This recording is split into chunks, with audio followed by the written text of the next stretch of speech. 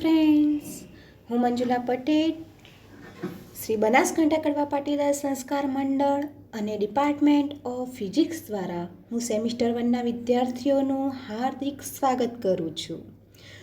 હવે જોઈએ CCPHY 101ની અંદર unit 1 vector algebra and vector એનાલિસિસની અંદર આપણે બેઝિક નોલેજની ચર્ચા કરી ગયા છીએ.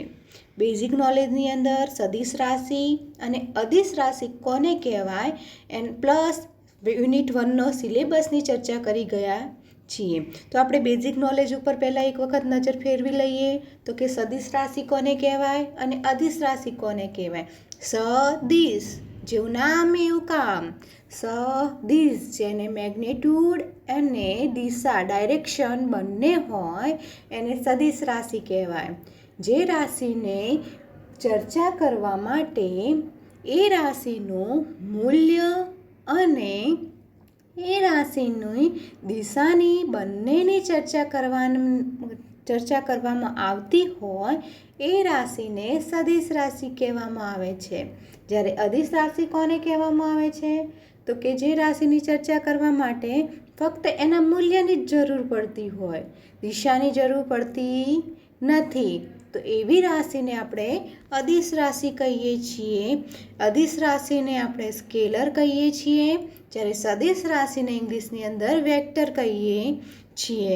એના એક્ઝામ્પલ આપણે જોઈ ગયા છીએ, છતાં પણ વધારે એક્ઝામ્પલ જોઈએ તો કે સદિશ મીન્સ વેક્ટર. વેક્ટરની અંદર વેક્ટર જેની આપણે મેગ્નિટ્યુડ અને ડાયરેક્શન, મેગ્નિટ્યુડ એટલે મૂલ્ય, મેગ્નિટ્યુડ એન્ડ ડાયરેક્શન બંનેની જરૂર પડતી હોય તો એને આપણે સદિશ વેક્ટર રાશિ કહીએ છીએ. જેની અંદર એક્ઝામ્પલની અંદર જોઈએ તો ડિસ્પ્લેસમેન્ટ, પછી વેલોસિટી, એસેસલરેશન સમય, ફોર્સ, વેટ, મોમેન્ટ, આ દરેક જે રાશિની આપણે ચર્ચા કરીએ છીએ એની અંદર મેગ્નિટ્યુડ એન્ડ ડાયરેક્શન એટલે કે મૂલ્ય અને દિશા બંનેની જરૂર પડે છે.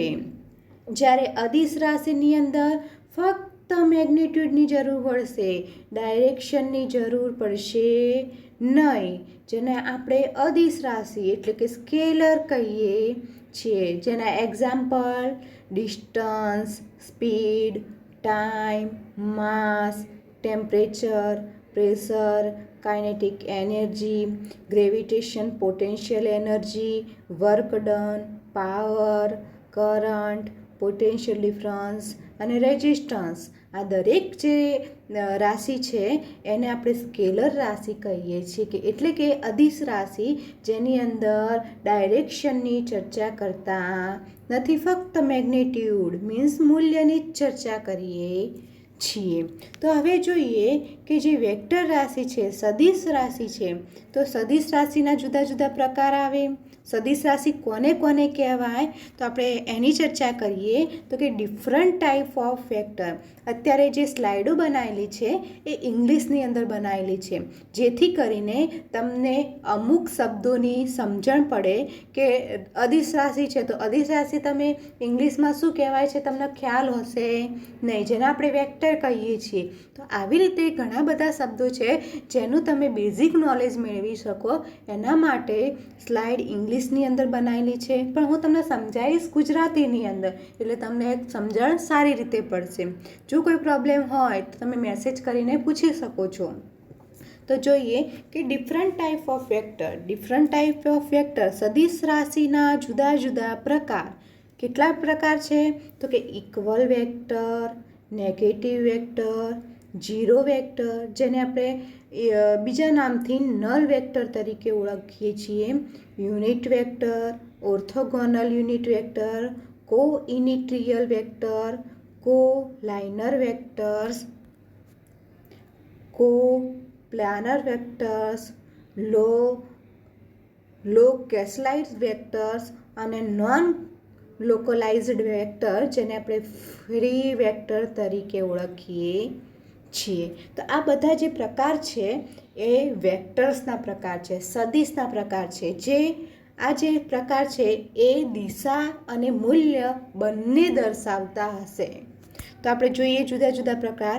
ઇક્વલ વેક્ટર કોને કહેવાય? ઇક્વલ વેક્ટર એટલે સમાન સદિશ, જેવું નામ એવું કામ, કે જેની અંદર બે વેક્ટર લઈએ છીએ, સદિશ એ અને સદિશ બી.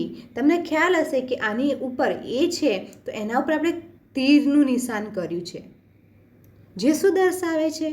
જે સદિશ રાશિ હશે એના ઉપર જે આપણે તીરનું નિશાન કરીએ છીએ તો એ શું દર્શાવે છે? તો કે એ જે આપણે રાશિ દર્શાવી લે છે એ સદિશ રાશિ હોવાનો નિર્દેશ કરે છે. એટલે કે અહીંયા જે એ દર્શાવેલું છે એ સદિશ રાશિ છે, એટલે કે એ મેગ્નેટ્યુડ એન્ડ ડાયરેક્શન બંને દર્શાવતું હશે. હવે જોઈએ કે સદિશ એ અને સદિશ બી ઇક્વલ વેક્ટરની ચર્ચા કરીએ છીએ તો same magnitude and same direction. Same magnitude એટલે 5 સેન્ટીમીટર જેટલા લંબાઈનો સદિશ એ રાશિ છે તો સદિશ બી રાશિ પણ 5 સેન્ટીમીટર જેટલી જ લંબાઈ ધરાવતો હશે. અને ડાયરેક્શન એટલે બંને એક્સ અક્ષની દિશાની અંદર ગતિ કરે છે. એટલે કે સેમ રાશિ, same magnitude and same direction ધરાવતા સદિશોને ઇક્વલ વેક્ટર કહીએ છીએ. Same magnitude and same direction હશે તો A is equal to B લખી શકાય, કારણ કે બંનેનું મેગ્નિટ્યુડ એટલે કે 5 સેન્ટીમીટર એ સદિશ એ પણ ધરાવે છે અને 5 સેન્ટીમીટર જેટલું અંતર એ સદિશ બી પણ ધરાવે છે. અને બંનેની દિશા એક્સ અક્ષની દિશાની અંદર છે તો same magnitude and same direction હોવાના કારણે આપણે A is equal to B લખી શકીએ છીએ. તો ઇક્વલ વેક્ટર્સ કોને કહેવાય? કે જેનો સેમ મેગ્નિટ્યુડ અને સેમ ડાયરેક્શન હોય તો એને ઇક્વલ વેક્ટર તરીકે ઓળખવામાં આવે છે. નેગેટિવ વેક્ટર, નામ એવું કામ.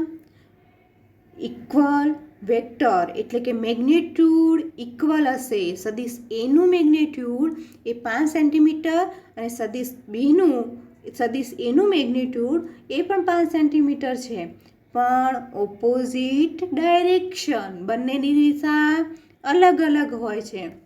જ્યારે સદિશ એ એક્સ અક્ષની દિશાની અંદર ગતિ કરતું હોય તો નેગેટિવ વેક્ટરની અંદર એ જ સદિશ એ માઇનસ એક્સ અક્ષની દિશાની અંદર ગતિ કરતું હોય તો એવા જે મેગ્નિટ્યુડ એટલે કે ઓપોઝિટ ડાયરેક્શન ધરાવતા હોય તો એને નેગેટિવ વેક્ટર તરીકે ઓળખવામાં આવે છે.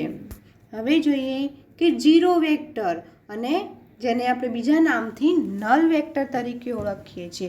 જેવું નામ એવું કામ, આપણને ખ્યાલ છે, જેવું નામ એવું કામ. Null vector means zero vector એટલે કે મેગ્નિટ્યુડ ઝીરો હોય, મૂલ્ય શૂન્ય હોય તો એક બિંદુ લઈએ, ઉગમ બિંદુ, કાર્ટેશિયન પદ્ધતિ લઈએ છીએ, એનું ઉગમ બિંદુ લઈએ તો એનું ઉગમ બિંદુ એટલે શૂન્ય, એક ટપકાની નિશાની કહેવાય. એટલે કે એનું મેગ્નિટ્યુડ શૂન્ય છે તો એની દિશા તો હોવાની જ નથી. જો મેગ્નિટ્યુડ એટલે કે મૂલ્ય શૂન્ય હોય તો એ ઉગમ બિંદુ એટલે કે એક બિંદુ તરીકે વર્તશે. ઉગમ બિંદુ એટલે કે કોઈ પણ મેગ્નિટ્યુડ શૂન્ય હોય તો એ એક બિંદુ તરીકે વર્તે છે. એટલે કે એની ડાયરેક્શન એટલે કે એની દિશા હોતી નથી. એટલે કે ઝીરો વેક્ટર છે, નલ વેક્ટર છે, એની મેગ્નિટ્યુડ ઝીરો છે એટલે કે એક બિંદુ તરીકે વર્તે છે અને મેગ્નિટ્યુડ ઝીરો હોય તો એનું ડાયરેક્શન હોતું નથી. એટલે કે ડાયરેક્શન આપણે ડિફાઇન કરી શકતા નથી, જેને આપણે ઝીરો વેક્ટર કાં તો નલ વેક્ટર તરીકે ઓળખીએ છીએ. હવે જોઈએ યુનિટ વેક્ટર, જેને આપણે કહીએ છીએ એકમ સદિશ. 12માની અંદર તમે ભણી ગયા હશો તો કે યુનિટ વેક્ટર, જેને આપણે એકમ સદિશ કહીએ છીએ, તો યુનિટ વેક્ટર કોને કહેવાય? તો કે એક એકમ મેગ્નિટ્યુડ ધરાવતું હોય એને યુનિટ વેક્ટર કહેવામાં આવે છે. એક એકમ એટલે 1 સેન્ટીમીટર, 1 મીટર, 1 કિલોમીટર જેટલું મેગ્નિટ્યુડ ધરાવતું હોય, પણ જે મેગ્નિટ્યુડ લઈએ છીએ એ એકમની કમ્પેરિઝનની અંદર લેવામાં આવે છે. એટલે કે 1 સેન્ટીમીટર, 1 મીટર, 1 કિલોમીટર, જેને આપણે એકમ મેગ્નિટ્યુડ તરીકે ઓળખીએ છીએ. તો એ એકમ મેગ્નિટ્યુડ ધરાવતા હોય, યુનિટ મેગ્નિટ્યુડ ધરાવતા હોય, એની ડિરેક્શન એટલે કે દિશા દર્શાવવી હોય તો એના માટેનું સૂત્ર શું છે? તો કે A caret is equal to A upon A. જે કેપિટલ એ ઉપરનો જે એ દર્શાવેલો છે એ ડાયરેક્શન દર્શાવે છે, અને જે નીચેનો એ દર્શાવે છે એ યુનિટ વેક્ટર દર્શાવે છે. અને આ સૂત્ર ઉપરથી તમે યુનિટ વેક્ટરનું ડિરેક્શન તમને ખબર પડે છે. હવે જોઈએ તો કે ઓર્થોગોનલ યુનિટ વેક્ટર.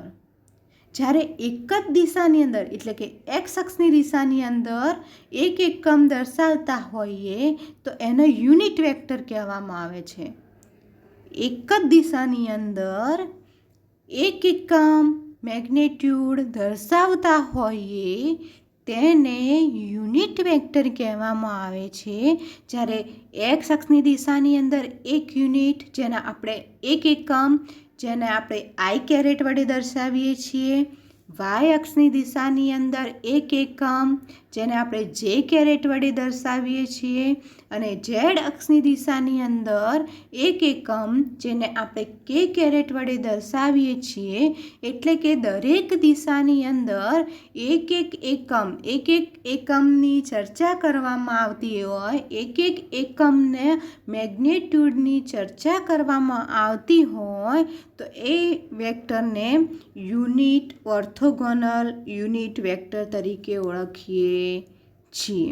જ્યારે એક્સ અક્ષની જ ચર્ચા કરવામાં આવતી હોય, ફક્ત એક્સ અક્ષની જ ચર્ચા કરવામાં આવતી હોય, કાં તો ફક્ત વાય અક્ષની જ ચર્ચા કરવામાં આવતી હોય, જેમ કે વાય અક્ષ ઉપર એક એકમ મેગ્નિટ્યુડ ધરાવતું હોય તો એને યુનિટ વેક્ટર કહેવામાં આવે છે. કેમ કે આપણે એક્સ અને ઝેડ દિશાની ચર્ચા કરતા નથી, ફક્ત વાય દિશાની અંદર એક એકમ એટલે કે એક એકમ મેગ્નિટ્યુડની ચર્ચા કરીએ છીએ, જેને કારણે આપણે યુનિટ વેક્ટર કહીએ છીએ. જ્યારે એક્સ અક્ષ, વાય અક્ષ અને ઝેડ અક્ષની એક એકમ એક્સ અક્ષ જેને આઈ કેરેટ કહીએ છીએ, એક એકમ વાય અક્ષ જેને જે કેરેટ કહીએ છીએ, અને એક એકમ ઝેડ અક્ષ જેને કે કેરેટ કહીએ છીએ, આ ત્રણેય અક્ષોની એકસાથે ચર્ચા કરવામાં આવતી હોય તો એને ઓર્થોગોનલ યુનિટ વેક્ટર્સ તરીકે ઓળખવામાં આવે છે. હવે જોઈએ કોઇનિટિયલ વેક્ટર. કોએનિટિયલ વેક્ટરની અંદર અહીંયા જુઓ કે સદિશ એ અને સદિશ બી દર્શાવેલા છે. સદિશ એની ડાયરેક્શન પણ અલગ છે, સદિશ બીની ડાયરેક્શન પણ અલગ છે, પણ સદિશ એનું ઉગમ બિંદુ અને સદિશ બીનું ઉગમ બિંદુ એક કોમન પોઈન્ટ ઇન્ટિરિયલ છે. એટલે કે એક જ બિંદુમાંથી ઉદ્ભવતા બે સદિશો અહીંયા દર્શાવેલા છે તો એને કોઇનિટિયલ વેક્ટર કહેવામાં આવે છે. જરૂરી નથી કે આની અંદર બે જ સદિશો ઉત્પન્ન થતા હોય.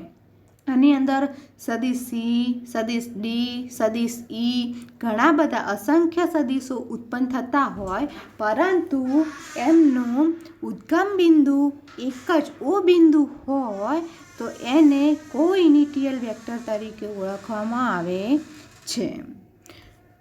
હવે જોઈએ કોલાઇનર વેક્ટર.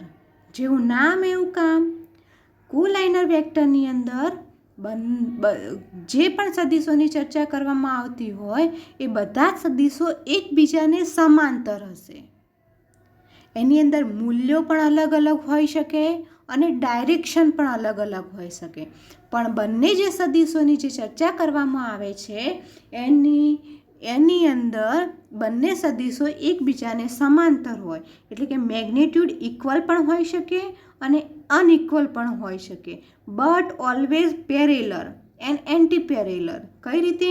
તો કે પેરેલર સદિશ એ અને સદિશ બી લઈએ છીએ તો સદિશ એનું મૂલ્ય અને સદિશ બીનું મૂલ્ય સમાન અને એક જ દિશાની અંદર છે, એક્સ અક્ષની દિશાની અંદર, પણ બંને એકબીજાને સમાંતર છે, બંને એકબીજાની અંદર સમાંતર છે. એ જ રીતે એન્ટી પેરેલર, સદિશ એનું મૂલ્ય અને સદિશ બેનું મૂલ્ય બંને સમાન છે પણ એકબીજાને સમાંતર છે, પરંતુ એમની ડાયરેક્શન એ વિરુદ્ધ છે. આની અંદર ખબર શું રાખવાની છે તો કે એકબીજાને સમાંતર હોય, એમની ડાયરેક્શન ઓપોઝિટ હશે તો પણ એને કોલાઇનર વેક્ટર કહેવામાં આવશે, સેમ હશે તો પણ કોલાઇનર વેક્ટર કહેવામાં આવશે.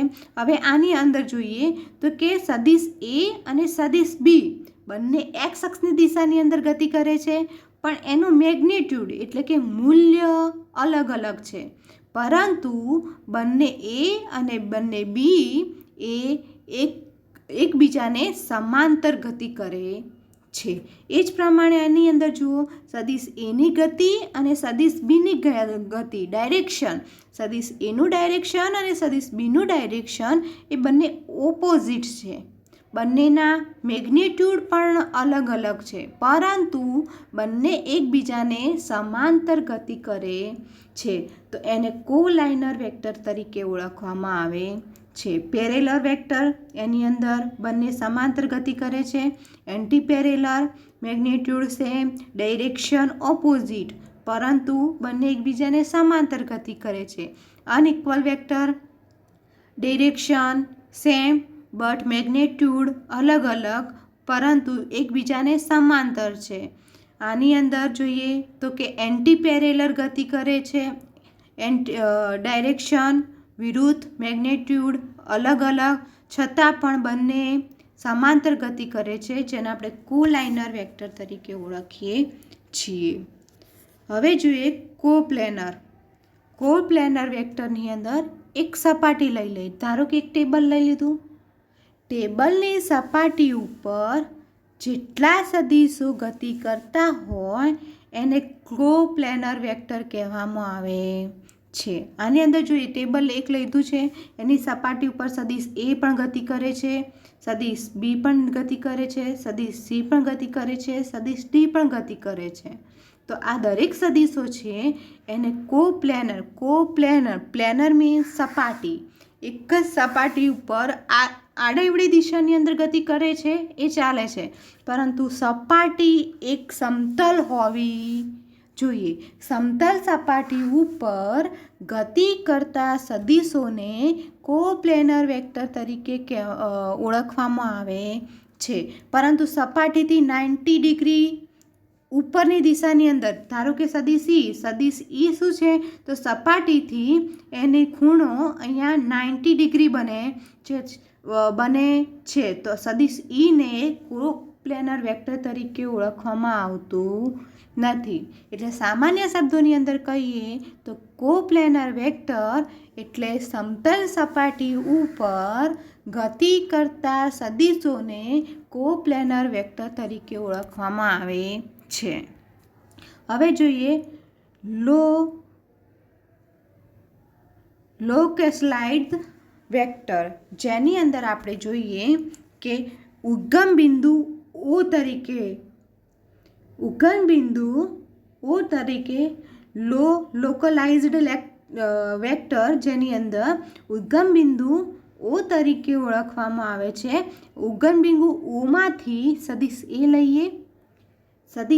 લઈએ છીએ, એના પછી એ જ સદિશ મેગ્નિટ્યુડ એ ડાયરેક્શન ચેન્જ કરીએ તો એ પરથી બી ઉપર આવે તો ઉદ્ગમ બિંદુ ઓ પર જ પોઈન્ટ રહેશે, ફક્ત ડાયરેક્શન ચેન્જ થયું. અને બીથી સી ઉપર આવે છે ત્યારે ડાયરેક્શન ચેન્જ થયું, સદિશનું મેગ્નિટ્યુડ ચેન્જ થતો નથી. એટલે કે ઉદ્ગમ ઓ બિંદુ ઇનિશિયલ પોઈન્ટ ફિક્સ્ડ હોય, એટલે કે ઉદ્ગમ બિંદુ ઓ ફિક્સ હોય તો ઉદ્ગમ બિંદુ ઓને અનુલક્ષીને સદિશ એ બિંદુ પર આવે છે, બી બિંદુ પર આવે છે, સી બિંદુ પર આવે છે, ડી બિંદુ પર આવે છે. તો આ રીતે વર્તુળાકાર માર્ગે જે ગતિ કરતું હોય તો એને લોકલાઇઝ્ડ વેક્ટર તરીકે ઓળખવામાં આવે છે. હવે જોઈએ નોન લોકલાઇઝ્ડ, જેને આપણે ફિક્સ્ડ વેક્ટર તરીકે ઓળખીએ છીએ. તો એની અંદર કોઈ જ ઉદ્ગમ બિંદુ ફિક્સ હોતું નથી. જેમ કે વાયુની ગતિ એ અસ્તવ્યસ્ત ગતિ તરીકે ઓળખીએ છીએ. એટલે કે નથી એની ડાયરેક્શન હોતી, નથી એનો મેગ્નેટ્યુડ હોતો, કે નથી એનું ઉદ્ગમ બિંદુ ફિક્સ હોતું. એટલે ઉદ્ગમ બિંદુ પણ ફિક્સ ન હોય, ડાયરેક્શન પણ ફિક્સ ન હોય, મેગ્નેટ્યુડ પણ ફિક્સ ન હોય, એવી ગતિને, એવા વેક્ટર્સને ઇનિટિયલ નોન લોકલાઇઝ એટલે કે ફિક્સ્ડ વેક્ટર તરીકે ઓળખવામાં આવે છે. જેની અંદર ઇનિટિયલ પોઈન્ટ એ ફિક્સ હોતું નથી. આની અંદર જુઓ, સદિશ એની દિશા એક્સ અક્ષની દિશાની અંદર છે, જ્યારે આની અંદર -x અક્ષની દિશાની અંદર છે, આની y અક્ષની દિશાની અંદર છે, આની -y અક્ષની દિશાની અંદર છે. આનો મેગ્નેટ્યુડ અલગ છે, આનો મેગ્નેટ્યુડ અલગ છે. દરેક વેક્ટરના મેગ્નેટ્યુડ એ અલગ અલગ મેગ્નેટ્યુડ ધરાવે છે, પ્લસ ડાયરેક્શન પણ અલગ અલગ છે. તો આ જે વેક્ટર્સ છે એને નોન લોકલાઇઝ એટલે કે ફિક્સ્ડ વેક્ટર તરીકે ઓળખીએ છીએ. આ જે આપણે ચર્ચા કરી એ બધા વેક્ટર્સના પ્રકાર છે, અને આ જુદા જુદા વેક્ટર્સ તમારે ડિટેલની અંદર આગળ યુનિટ 1ની અંદર ભણવાના રહેશે. Thank you friends.